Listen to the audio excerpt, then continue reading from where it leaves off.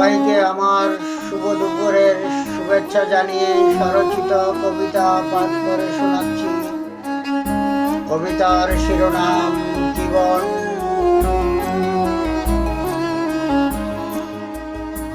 জীবন মানে কখনো হাসি, কখনো কান্না।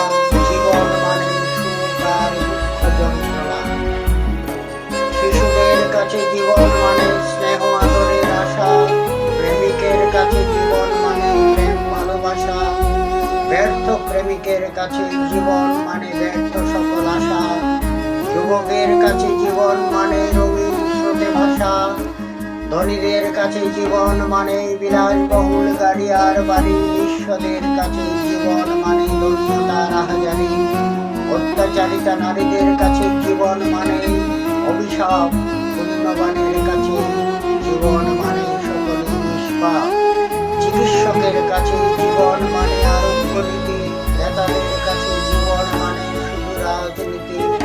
কবি সাহিত্যিকের কাছে জীবন মানে লেখা গুচ্ছখানেক পাতা। সুধী সজ্জনের কাছে জীবন মানে নীতি কথা। ঐতিহাসিকের কাছে জীবন মানে কাল বিবর্তনের রীতিকথা।